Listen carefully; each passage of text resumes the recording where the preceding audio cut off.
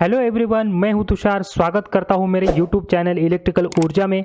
आज का हमारा टॉपिक है इंडक्टर का self induced EMF supply voltage को कितना अपोज करता है। 100% अपोज करता है, 20% अपोज करता है, 80% अपोज करता है या कितना अपोज करता है, वो भी देखेंगे मैथमेटिकल डिटेल एक्सप्लेनेशन के साथ।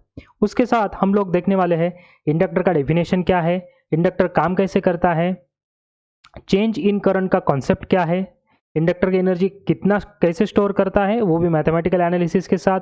लेंज लॉ का इंडक्टर में क्या एप्लीकेशन है, इंडक्टेंस एंड सेल्फ इंडक्टेंस का डेफिनेशन क्या है। तो चलिए दोस्तों, शुरुआत करते हैं आज की वीडियो को। Current carrying conductor produces its own magnetic field. अगर एक कंडक्टर लिया जाए और उसमें करंट पास हो जाए तो वो खुद का मैग्नेटिक फील्ड प्रोड्यूस करता है, लेकिन ये जो मैग्नेटिक फील्ड होता है वो बहुत ही स्मॉल होता है और कैलकुलेशन में वो काउंट भी नहीं होता। लेकिन अगर इस कंडक्टर को हम लोग नंबर ऑफ टर्न्स दे दे और उसे एक कॉइल में कन्वर्ट कर ले और उसमें अगर करंट पास हो तो ये खुद का मैग्नेटिक फील्ड प्रोड्यूस करता है, जो मैग्नेटिक फील्ड बहुत ही स्ट्रांग होता है और कैलकुलेशन में काउंट भी होता है। अगर ऐसे कॉइल को हम लोग अल्टरनेटिंग वोल्टेज सोर्स दे देंगे तो इस सर्किट में अल्टरनेटिंग करंट फ्लो हो जाएगा, जिसके कारण ये जो n नंबर ऑफ टर्न्स है ये मैग्नेटिक फ्लक्स लाइंस को फ्लो होने देंगे और जिसके कारण इसके आसपास मैग्नेटिक फील्ड प्रोड्यूस हो जाएगी। ये जो मैग्नेटिक फ्लक्स होता है वो हमेशा करंट को प्रोपोर्शनल रहता है, यानी कि करंट जीरो हो गया तो फ्लक्स जीरो हो जाता है, करंट मैक्सिमम हुआ तो फ्लक्स मैक्सिमम हो जाता है। ये जो मैग्नेटिक लाइंस ऑफ फ्लक्सेस है ये उसी कॉइल के नंबर ऑफ टर्न्स को कट करती है, या टेक्निकल भाषा में उसे कहें तो उसको लिंक करती है। उसके कारण इसके अक्रॉस एक ईएमएफ इंड्यूस तैयार हो जाता है और इस कॉइल में एक ईएमएफ इंड्यूस्ड प्रोड्यूस हो जाता है, उसे कहते हैं सेल्फ इंड्यूस्ड ईएमएफ और सेल्फ इंड्यूस्ड वोल्टेज। ये जो मैंने आपको बताया वो फ्लो यहाँ पे मैं लिखता हूँ। पहले सप्लाई वोल्टेज दिया, उसके बाद अल्टरनेटिंग करंट फ्लो हुआ, ये अल्टरनेटिंग करंट ने अल्टरनेटिंग फ्लक्स को प्रोड्यूस किया, ये अल्टरनेटिंग फ्लक्स उसी n नंबर ऑफ टर्न्स को कट करते हैं और उसमें ही ईएमएफ इंड्यूस्ड होता है अकॉर्डिंग टू फैराडेज लॉ, उसे कहते हैं सेल्फ इंड्यूस्ड ईएमएफ। और ये ईएमएफ है यानी कि ये वोल्टेज है तो उसका खुद का भी करंट होगा, उसे कहते हैं सेल्फ इंड्यूस्ड करंट। तो अभी मैं आपको बहुत ही इंपॉर्टेंट कंसेप्ट बताने वाला हूँ। इस सर्किट में हम लोगों ने देखा कि दो वोल्टेजेस अभी है, एक है सप्लाई वोल्टेज जो इस सर्किट को चला रहा है और दूसरा जो सप्लाई वोल्टेज के बाद आता है वो है सेल्फ इंड्यूस्ड ईएमएफ और वोल्टेज जो कि इस इंडक्टर का है। लेकिन ये इंडक्टर भूल जाता है कि वो जिंदा है, उसके पास वोल्टेज है, उसका कारण ये सप्लाई वोल्टेज है। फिर भी इस इंडक्टर को अहंकार चढ़ जाता है, उसका घमंड चढ़ जाता है कि मेरा खुद का वोल्टेज है, मेरा खुद का करंट है, तो फिर मैं इस सप्लाई करंट के चेंज को अपोज करूंगा, इसको मैं चेंज होने नहीं दूंगा और ये जो सप्लाई वोल्टेज है इसको भी मैं अपोज करूंगा। तो अभी इंडक्टर का ये जो अहंकार है, ये अहंकार करने को या एक कारनामा करने को इस इंडक्टर को बोला है लेंज लॉ ने। ये इंडक्टर का खुद का दिमाग नहीं है दोस्तों। ये लेंज लॉ क्या कहता है कि direction of induced EMF always opposes the cause producing it. यहाँ पे मैंने द कॉज हाईलाइट किया है, उसके नीचे लिखा है हिंदी में उसका अर्थ यानी कारण। तो ये लेंज लॉ इंडक्टर को कहता है कि तेरा जो वोल्टेज प्रोड्यूस हुआ है ये वोल्टेज किसने प्रोड्यूस किया है, उस कारण को तू ढूंढ और इसको चेंज होने से तू रोक दे। तो हम लोग इसको ढूंढ लेते हैं दोस्तों कि इस सर्किट में ये इस ईएमएफ इंड्यूस्ड होने का कारण क्या है। तो ये फ्लो हम लोगों ने देख लिया था दोस्तों, इस फ्लो में हम लोग उसका कारण ढूंढेंगे। तो ये जो सेल्फ इंड्यूस्ड ईएमएफ होता है उसका जो सेल्फ इंड्यूस्ड करंट होता है वो अपोज करता है according to Lenz law alternating current को। अगर अल्टरनेटिंग करंट नहीं होता यानी अगर ये कॉज नहीं होता तो सेल्फ इंड्यूस्ड ईएमएफ प्रोड्यूस नहीं होता। तो इसके कारण इंडक्टर को कहते हैं it opposes the change in current. So self induced EMF always opposes any change in current through the coil. तो यहाँ पे मैं सेल्फ इंडक्टेंस का डेफिनेशन आपको बताता हूँ। The property of coil to oppose any change in current passing through it, it is known as a self inductance.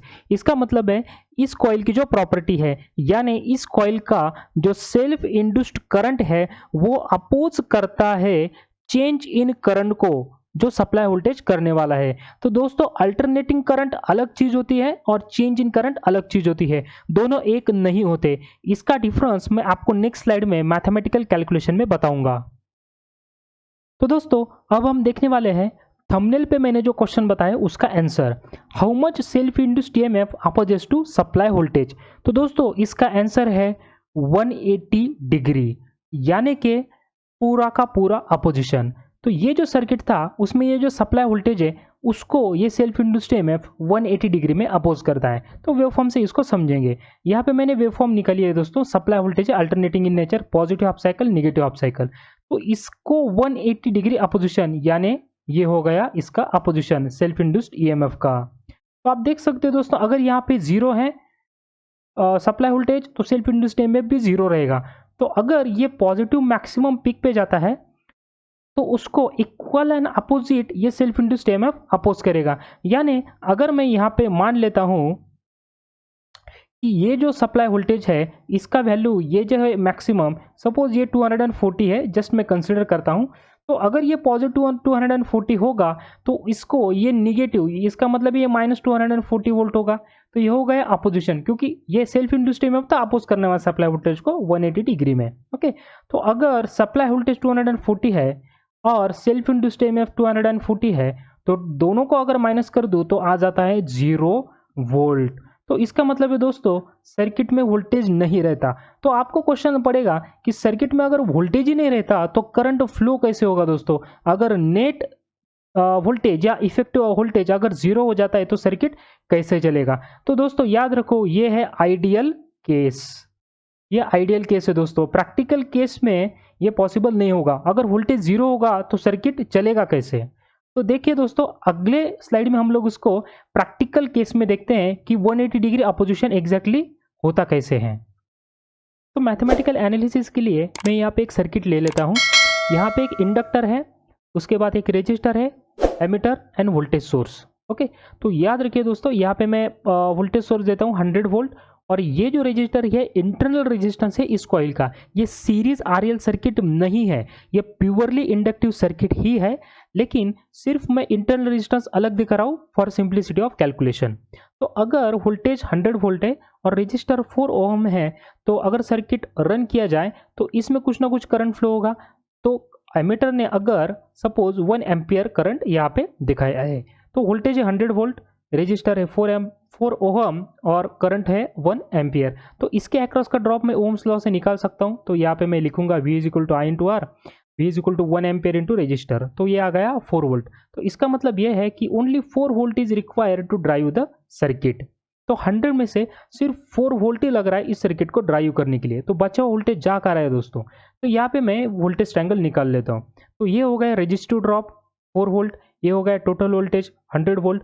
तो मैं वोल्टेज अक्रॉस इंडक्टर यहाँ से निकाल सकता हूँ, यानी कि सेल्फ इंड्यूस्ड ईएमएफ, जो कि थंबनेल में क्वेश्चन है। तो यहाँ पे पाइथागोरस थ्योरम अप्लाई कर दूंगा। VL = √VT² - VR²। VT है 100, VR है 4, तो आ जाता है 99.91 वोल्ट। तो इसका मतलब क्या हुआ दोस्तों, the induced voltage in coil is 99.91 volt. तो सप्लाई वोल्टेज कितना है 100 वोल्टेज, तो इंड्यूस्ड वोल्टेज कितना है 99.91। तो ये हो गया 180 डिग्री अपोजिशन। तो मैथमेटिकली भी मैंने आपको प्रूव करके दिखा दिया कि ये जो दोनों होते हैं तो 180 डिग्री अपोजिशन होते हैं। लेकिन आप देख सकते हो दोस्तों ये पूरा 100 वोल्ट नहीं है, कुछ ना कुछ थोड़ा जो वोल्टेज रहता है दोस्तों, ये लगता है जो बचा हुआ जो वोल्टेज है ये 1 एम्पियर करंट इस सर्किट में ड्राइव कर रहा है, जो कि बहुत ही स्मॉल क्वांटिटी ऑफ करंट है। तो लास्ट में जो क्वेश्चन है दोस्तों कि चेंज इन करंट और अल्टरनेटिंग करंट में क्या डिफरेंस है, मैंने आपको बताया था कि मैथमेटिकल कैलकुलेशन में आपको बताऊंगा।